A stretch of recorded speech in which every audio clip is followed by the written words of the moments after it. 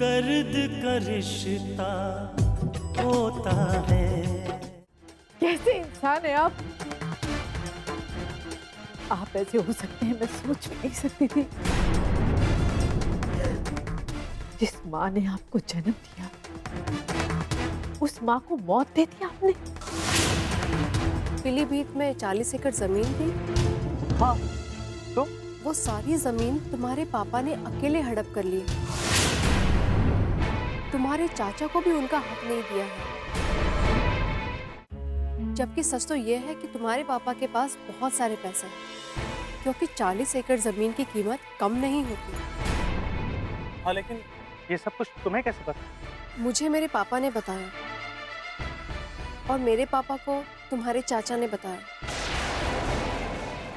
अब तुम खुद ही सोचो, जब मेरे पापा को पता चला कि तुम्हारे पापा के पास इतने सारे पैसे हैं और वो पैसे लौटाना नहीं चाहते, तो गुस्से में कोई और क्या करेगा। बस गुस्से में ही मेरे पापा ने ये स्टेप किया। चाचा ने पापा के ऊपर इतना बड़ा इल्जाम लगाया, इसका जवाब तो मैं चाचा को जरूर दूंगा। नहीं वैभव, तुमने इस बात को लेकर गुस्सा नहीं होना चाहिए, बल्कि तुमने ये समझना चाहिए कि सच क्या है। अगर ये बात सच नहीं है तो फिर ऐसी बातें क्यों खड़ी हो रही है? हाँ शिखा, इस सवाल का जवाब तो मैं ढूंढ के ही रहूंगा, और कोई मेरे पापा को बदनाम करे और मैं चुपचाप रहूं, ऐसा हो नहीं सकता। खैर छोड़ो इस बात को। मुझे मेरे पापा ने बताया तो मुझे लगा कि मुझे आके तुम्हें बताना चाहिए। थैंक्स शिखा। एनीवे, मुहूर्त के दिन कहीं बिजी मत हो जाना, तुम्हें वहां रहना ही है। हाँ, मैं वहाँ जरूर मौजूद रहूंगी। बल्कि मेरे लिए तो ये खुशी की बात है कि तुम्हारा करियर शुरू हो रहा है। All the best. थैंक्स शिखा।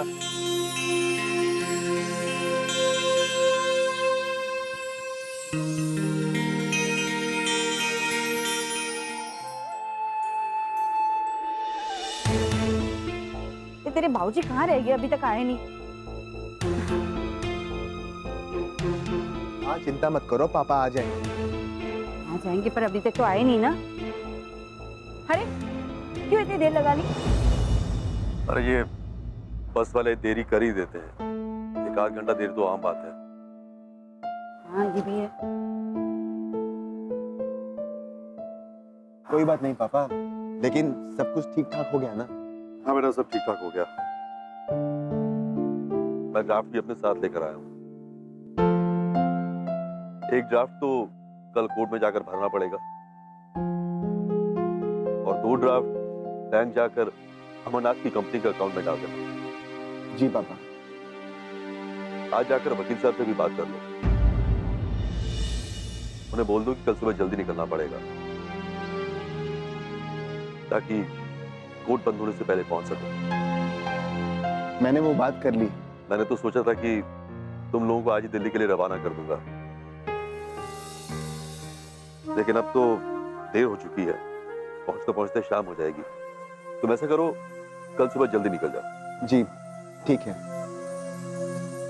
अच्छा, बाबूजी से मुलाकात हुई?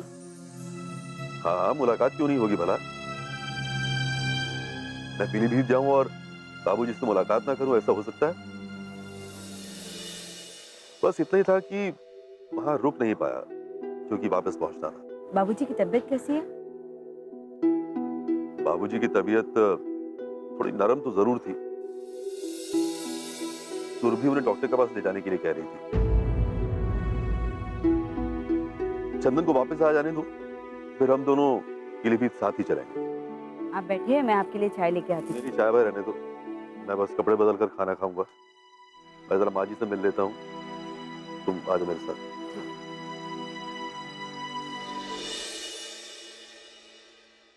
तू चल यहाँ। माँ, मैं देखती हूँ ना, किचन में कुछ काम पड़ा हुआ है। अरे तू क्यों देखेगी? वो लोग है ना, वो लोग देख लेंगे। अरे पूर्णिमा है ना, वो अपने माँ के साथ देख लेगी। सरस्वती, नाश्ता मैंने तैयार कर दिया है, सिर्फ सब्जी बनानी बाकी रह गई थी, वो भी तुमने नहीं बनाई। ओहो, गलती हो गई है मुझसे। बात गलती की नहीं है सरस्वती, तुम मुझे बोल देती तो मैं बना देती। जाने दीजिए ना बड़ी माँ, मैं बना देती हूँ। तो चुप कर। इसे क्यों डांट रही हो सरस्वती? क्या मैं गलत कह रही हूँ? तुम वहां नहीं होती तो कोई और बात थी। अब सारा नाश्ता बन गया है, सिर्फ सब्जी नहीं बनी है। हाँ हाँ, नाश्ता बनाकर आपने तो एहसान कर दिया है। और वैसे भी अब तक तो एहसान ही करते आ रहे हैं हम पर। बहुत बड़े बड़े एहसान हैं आपके और भाई साहब के। चाची अब ऐसा क्यों बोल रही है? क्यों ना बोलूं? अब तक तो आप लोगों ने आंखों पर पट्टी डाल ही दी है, अब क्या जुबान पर ताला लगा कर रहना पड़ेगा? ठीक है सरस्वती, जो बोलना चाहती हो बोलो, लेकिन थोड़ा सोच समझ कर बोला करो। बिना वजह बात को बढ़ाने की जरूरत नहीं है। हाँ हाँ, बात तो मैं बढ़ा रही हूँ। इस घर में मैं ही तो हूँ झगड़ालू। आप तो दूध के धुले हुए हैं, ठीक उसी तरह जैसे भाई साहब दूध के धुले हुए हैं। माँ, आप भी ना जब भी बोलना शुरू करती हो बस बोलती जाती हो। तू चुप कर। तू नहीं जानती इस घर में क्या क्या चल रहा है। हमारे लिए इस घर में क्या क्या खेल खेले जा रहे तुझे नहीं मालूम। झूठ और बेईमानी तो इस घर में सबका ईमान बनता जा रहा है। तू नहीं जानती कितना बड़ा धोखा खाया है तेरे पापा ने। चाची प्लीज, आपको सच्चाई नहीं मालूम है। मुझे सब मालूम है। एक के बाद दूसरा जो पाप किया जा रहा है ना, ये नहीं छुपेगा, ये बिल्कुल नहीं छुपेगा। तू चल। माँ, तू चुपचाप रह। माँ प्लीज।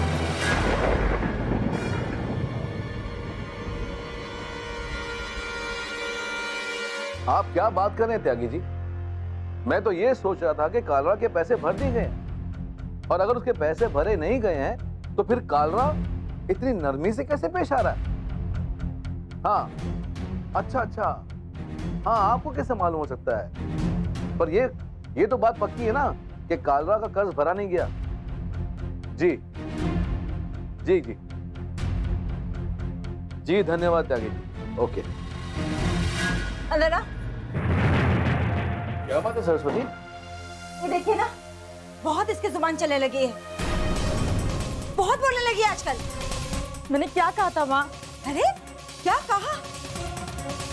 इसे भी उन लोगों ने अपने वश में कर रखा है। क्या कहती है आप जानते हैं वो पूर्णिमा दीदी के सामने? कि माँ जब भी बोलती है तो कुछ भी बोलने लगती है। क्यों? खुशबू, तुम अभी बच्ची नहीं हो जो अपने और पराये में फर्क ना कर सको। पापा, इसमें अपनी और पराये वाली क्या बात है? माँ का बर्ताव बड़ी माँ के लिए बिल्कुल ठीक नहीं था, तो मुझे बोलना पड़ा। अरे तो समझते क्यों नहीं वो लोग कैसे लोग हैं? धोखेबाज है वो लोग, फरेबी है। होठों पे हंसी रहती है लेकिन दिल में क्या है तू नहीं जानती। बड़े गिरे हुए लोग हैं वो लोग। हाँ खुशबू, उन लोगों ने जो हमें धोखा दिया है तुम उसे समझ नहीं सकते। आप बताएंगे तो ही समझूंगी ना पापा। क्या बताएंगे तुझे? कौन कौन सी बात बताएंगे? तू तो पूर्णिमा को अपनी बहन समझती है ना, अपनी दोस्त समझती है ना। अरे उन लोगों ने जो पाप किए हैं ना, जिस दिन वो पाप खुलेंगे तो वो लोग क्यों बनेंगे, समझती है तू? माँ, आप किस पाप की बात कर रही हैं?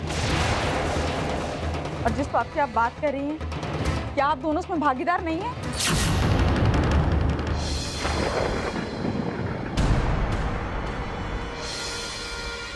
खुशबू,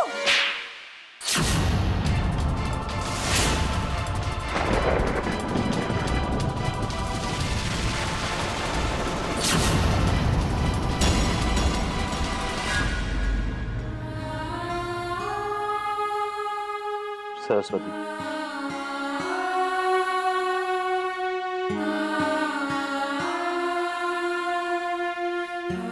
कौन से पाप की बात कर रही है तू? कौन से पाप में हम लोग शामिल हैं? बता। आप ही सोचिएगी कि आप किस पाप का जिक्र कर रहे थे। कौन शामिल है?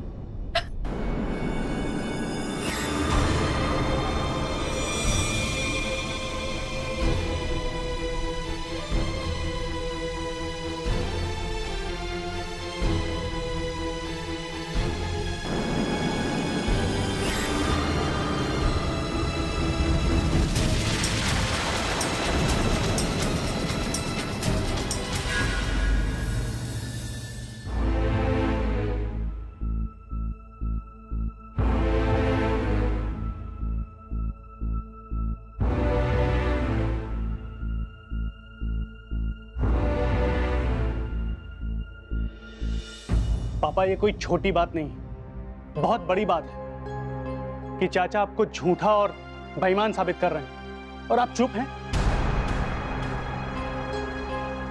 आप चुप क्यों हैं पापा? अरे ये बात हम लोग नहीं बर्दाश्त कर पा रहे हैं और आप बर्दाश्त कर रहे हैं। वैभव, बेटा तुम लोग ये बात इसलिए बर्दाश्त नहीं कर पा रहे हो क्योंकि तुम ये बात जानते हो कि तुम्हारे पापा धोखेबाजी और जालसाजी का रास्ता कभी नहीं अपनाते। हाँ माँ, इसीलिए मैं हैरान हूं कि आखिर पापा चुप क्यों हैं? क्यों वो चाचा को जवाब नहीं देते? और कालरा अंकल के ऑफिस में जो कुछ भी हुआ ना, उसकी वजह भी यही है माँ। ये तुम क्या कह रहे हो वैभव? हाँ माँ, पापा के प्रति कालरा अंकल की सोच और व्यवहार इसीलिए बदला क्योंकि चाचा ने कालरा अंकल को बताया है कि पीलीभीत वाली जमीन पापा अकेले हड़प लेना चाहते हैं। वो जमीन पापा के हाथ में, और वो जमीन पापा बेचकर कर्ज नहीं चुकाना चाहते। ये झूठ है, बकवास है ये। तो फिर आप जाइए ना पापा और चाचा से पूछिए कि उन्होंने कालरा अंकल से ये सब बात कैसे कही, आपके ऊपर इतना बड़ा इल्जाम लगाया क्यों? मेरी इस खामोशी का तो केदार ने फायदा उठाना शुरू कर दिया। वही तो मैं कह रहा हूं पापा कि आप खामोश क्यों हैं? क्यों नहीं आप बात करते उनसे? अरे आप उनसे बड़े हैं, छोटे नहीं हैं। आपको उनसे सवाल करना ही चाहिए पापा। वैभव, केदार जो भी बोलता है उसे बोलने दो, वक्त आने पर उसे सही जवाब मिल जाएगा। वो वक्त कब आएगा पापा? जब समाज में हमारी इज्जत उतर जाएगी तब? या तब जब सब लोग हमें धोखेबाज और बेईमान समझेंगे तब? मैं ही अपनी मां का कातिल हूं। लाश देखने के बाद हंसने के डर से मैं मां की लाश लेने नहीं गया। मुझे लगता है कि पुलिस ने लावारिस लाश समझकर उसका अंतिम संस्कार कर दिया होगा। श्रावणी, मत छूइए मुझे।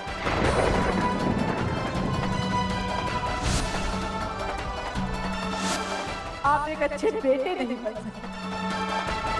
आप एक अच्छे पति कैसे हो सकते हैं? अच्छे बाप कैसे हो सकते हैं? अच्छे भाई कैसे हो सकते हैं? नफरत करती हूँ मैं आपसे, नफरत करती हूँ मैं आपसे। सुना आपने? बेटा तुम्हें इस बात का ख्याल रखना चाहिए, जितनी तुम्हारी उम्र है उससे ज्यादा दुनियादारी की समझ है तुम्हारे पापा को। आज अगर वो चुप भी है तो तुम्हें ये समझना चाहिए बेटा कि उसके पीछे कोई ना कोई बात जरूर होगी। लेकिन माँ, वैभव, तुम हमारे बेटे हो बेटा, तुम्हें ये बात समझनी चाहिए। सीध और सलाह में बहुत फर्क होता है। तुमने अपनी बात अपने पापा के सामने रख दी है, अब उन पर छोड़ दो कि वो क्या फैसला करते हैं।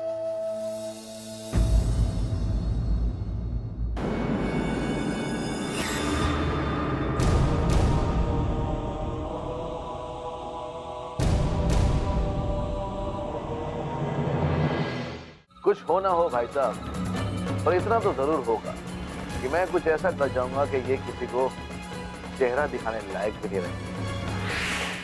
दर्द का रिश्ता होता है। केदारनाथ, तुमने वो कहावत तो सुनी होगी कि चोर की दाढ़ी में तिनका, और ये कहावत बार बार चरितार्थ होती है। अब तुम खुद सोचो, अभी तुमने कालरा को जबकि ये बता दिया कि तुम्हारे बड़े भाई ने धोखे से तुम्हारी सारी जायदाद हड़प ली, उन्होंने तुमसे आकर पूछा?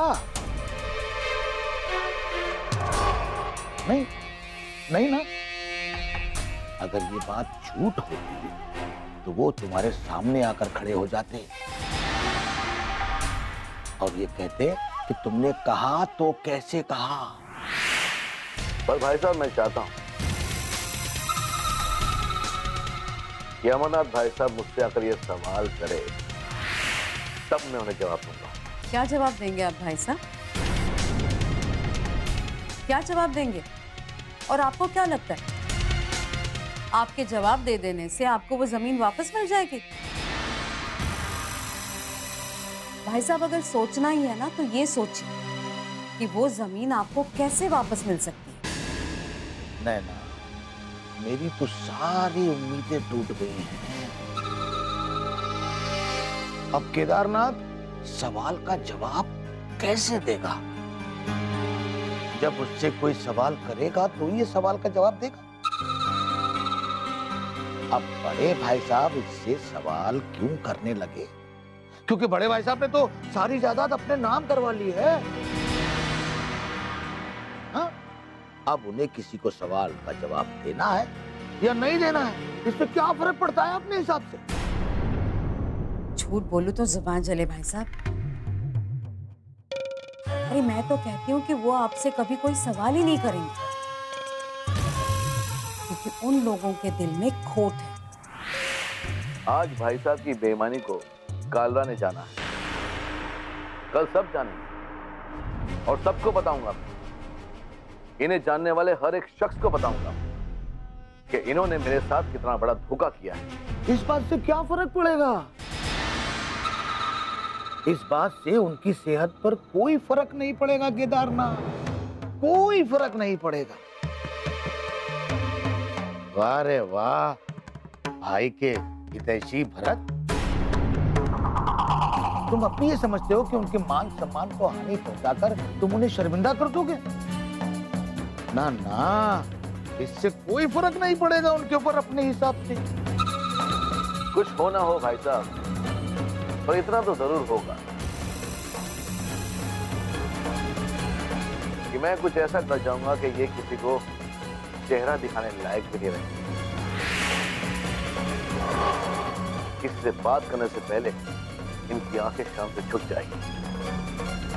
किस खां पे जी रहे आप भाई साहब? आपको क्या लगता है आप सबको बताएंगे तो वो लोग चुप बैठेंगे? नहीं भाई साहब, जब जब आपने ये सवाल उठाया कि जमीन उन्होंने हड़प ली है, सारा इल्जाम उन्होंने आपके सर पर डाला है। हाँ हाँ केदारनाथ, वो ऐसा ही करेंगे। अगर तुम 4 लोगों को बताओगे कि तुम्हारे भाई ने तुम्हारे साथ धोखा किया है, तो वो भी 4 लोगों को यही बताएंगे कि तुमने उनके साथ धोखा किया है। बात तो बराबर की हो गई ना अपने हिसाब से।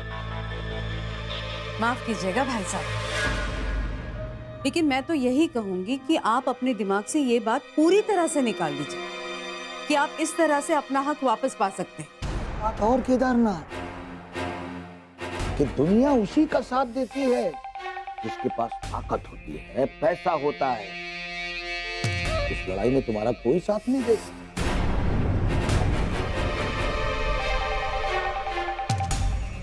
सिवाय मेरे, लेकिन ये लड़ाई तुम्हें अकेले लड़नी होगी, अकेले।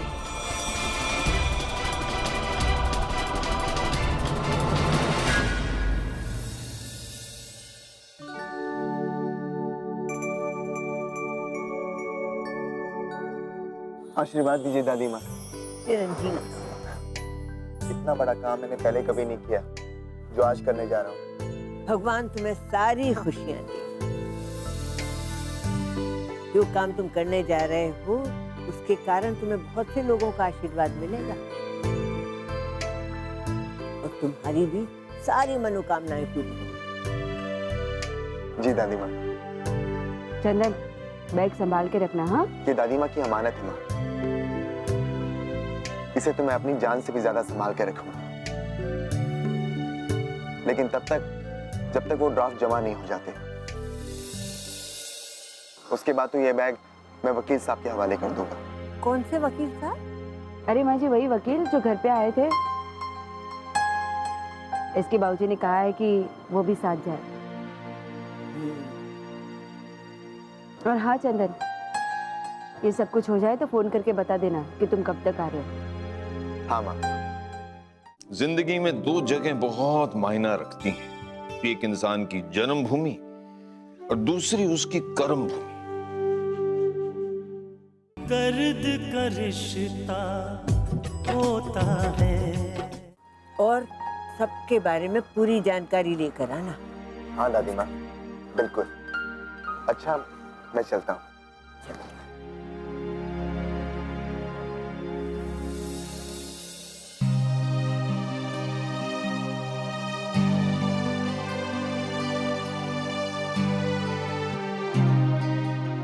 माँ जी, ये ले जाती हूँ।